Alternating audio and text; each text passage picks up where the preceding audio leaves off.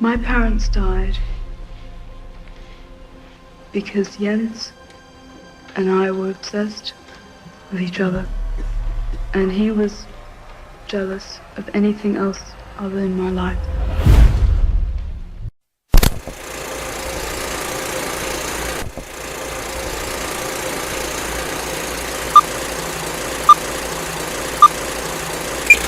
Please subscribe to our channel. Till Murder Do Us Part, Soering vs. Haysom, a crime documentary series on Netflix, has gotten a lot of attention for its look at a criminal case that keeps people all over the world interested. Discover the mysteries of a horrible murder case involving the Haysom family and Jens Soering. The series begins with a shocking discovery of a blood-soaked crime scene at the Haysom's home outside Lynchburg, Virginia, on April 3, 1985. The police soon identified Jens Soering, a German exchange student at the University of Virginia, and Elizabeth Haysom, a British-Canadian student and the daughter of the victims, as the prime suspects. Elizabeth and Jens had both come to the University of Virginia under the Eccles Scholar program, and it was evident that both of them were exceptional students, and their parents believed that they would achieve something great in life. Elizabeth was a free-spirited and good-looking girl, and people were surprised when she made the unlikely choice of being in a relationship with Jens. They never believed that Jens was Elizabeth's type, but apparently she had fallen for him, and they both dreamt of the day when they would finish college and start a life together. But on March 30, 1985, everything changed when the news came from Virginia that Elizabeth's parents had been brutally murdered in their house. The house hadn't been robbed, and so the investigators, Chuck Reed and Ricky Gardner, came to the conclusion that the crime was committed by someone who had a personal enmity with the elderly couple. After the preliminary investigation, the detectives couldn't find any potential leads, and there was no suspect that they came across. They had interrogated Elizabeth during the investigation, and she told them that she had an alibi, as during the time of the murder, she was with her boyfriend, Jens, in Washington, D.C. She had the film tickets for the same date, and the police officers didn't have any reason to suspect her. But then suddenly, Elizabeth and Jens both flew to Europe and subsequently to Thailand, where they stayed for a little while, arranged for all the forged documents, and then came to Richmond, United Kingdom. Using the forged documents, they got a checkbook, which they used to buy clothes, and then later returned it to get the cash back.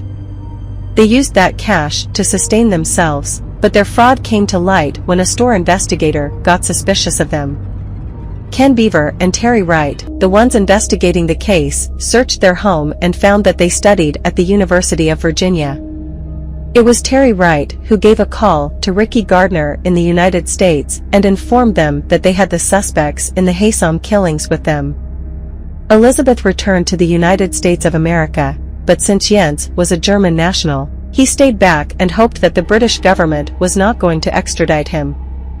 Two important things that happened here were that firstly, Jens confessed to having killed Derek and Nancy, and secondly, he knew that if he went back to the USA, he would get capital punishment, which is why he wanted the German government to take him in, as the punishment was much less severe there. It seemed like a pretty straightforward case at that juncture, but what the world didn't know was that both of them were very soon going to make everything so muddled that till the very end, nobody would be able to ascertain what actually happened on that fateful day. When Elizabeth Haysom went back to the United States of America, she made it feel like she was full of remorse, and she said that she was involved in the murder of her parents. Then, slowly, she started opening her cards and told the court that it was Jens who had gone back to Lynchburg, Virginia, and killed her parents. She accepted that he came back to her and told her everything, but still, she chose to hide his crimes from the law enforcement authorities because saving him had become the most important thing for her. She said that she had become addicted to him and could no longer differentiate good from bad. Elizabeth was given life imprisonment, and then the court and the lawyers waited for the day when Jens was brought back to the USA, and legal proceedings were initiated against him. About 5 years after the gruesome murders, Jens Soering was brought back to the country on the condition that he wouldn't be given capital punishment. Now, Here's where the circus began, as Jens Soering testified in court and said that the confession he had given earlier was false and that he had done it just to save his girlfriend.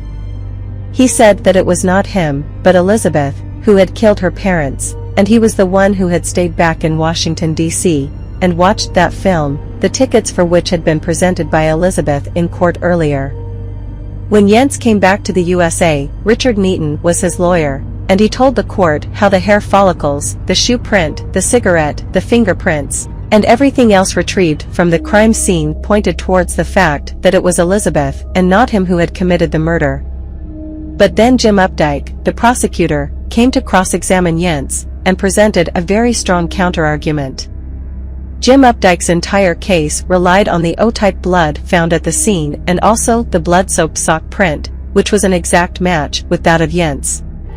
Neaton realized that Jens, in his overconfidence, had committed a mistake, and it was his fault that Jim's narrative felt more convincing. The proceedings until murder do us apart, Soering vs. Haysom made it very clear that neither the defendants nor the prosecutors had any evidence that proved who was guilty beyond a reasonable doubt. The jury took time and finally, they came to the decision that Jens Soering was guilty of murdering Derek and Nancy, and he was sentenced to life. After the judgment was read out in court, Jens Soering said that he was not guilty, and there seemed to be a sort of resilience in the man's eye. Society considered him a killer, but he kept his quest alive, and he kept contacting people, asking them to help his cause and somehow make the court reopen his case file. Governor Tim Kaine in 2010 accepted his request for parole, as Jens had come in contact with some influential people of the Catholic Church who were on good terms with the governor. But as soon as the new governor, Bob McConnell, came to the helm of affairs, he quashed the request. Things started to move in Jens' favor when the former president of Germany, Christian Wolff, pleaded with the parole board to allow Jens to go back to his homeland. Jens and Elizabeth were both released in 2019, but the court did not accept that they were not guilty. The parole was granted on the basis that they had served enough time in prison and additionally because there was a lot of political pressure being put on the authorities in Virginia. There were a lot of discrepancies that were found by former Sheriff Chip Harding, who came in contact with the famous writer John Grisham, who was also a former member of the Mississippi House of Representatives, and became interested in the case. The DNA samples from the crime scene were sent to be tested in the lab, and they were found to be inconsistent with Jens' DNA, which strengthened his point even more. But then there were experts who said that the sock print was very strong evidence that proved that Jens had been there in Haysom house on that fateful day.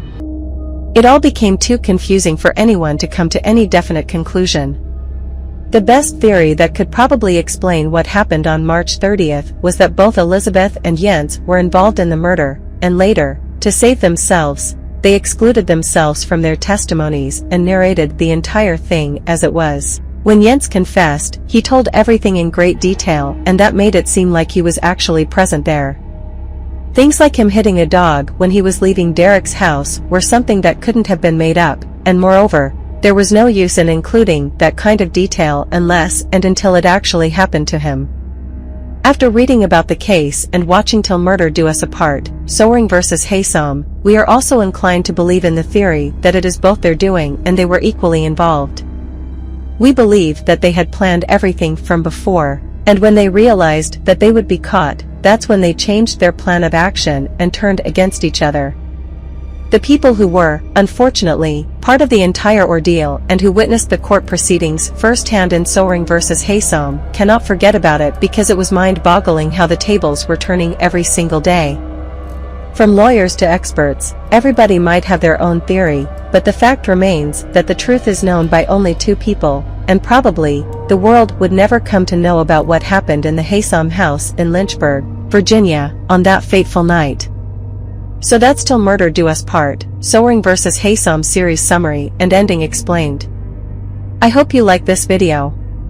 Please leave a comment and subscribe to this channel. See you in another video. Bye.